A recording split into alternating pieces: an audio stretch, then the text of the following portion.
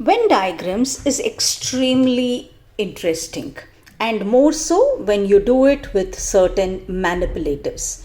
So here I'm going to take up something which is readily available in each of our homes. So let's look at I think frames, or you could take up colored pasta or anything. So here I have some of the frames which look like this.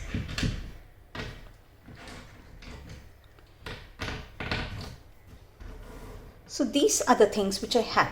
So now Venn diagrams is about, yes, what is this particular set? Let me say that, this particular set is of green colors and this particular set is of orange color.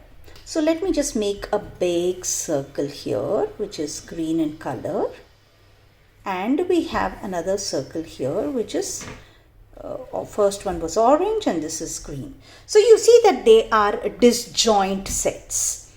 So now if we are going to turn it around and say, yes, it's going to be not with respect to the colors but with respect to the shapes.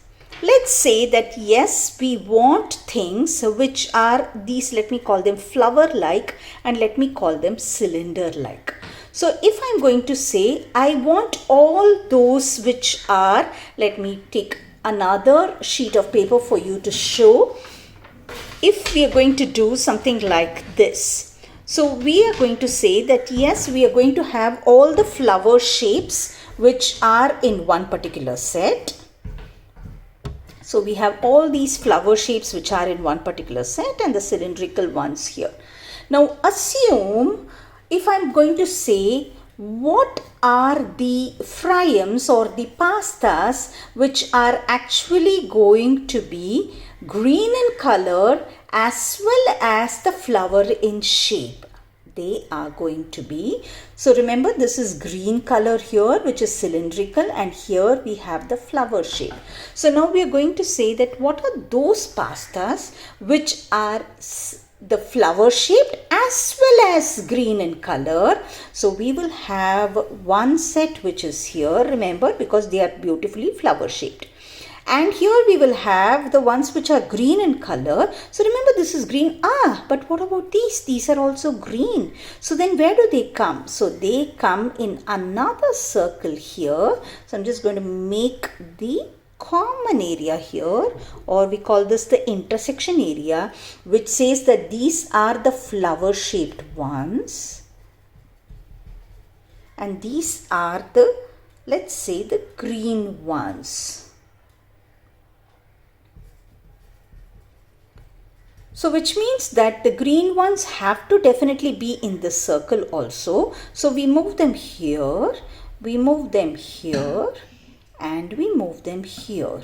So we find that this common portion here is nothing but all those which are flower shaped as well as those which are green in color.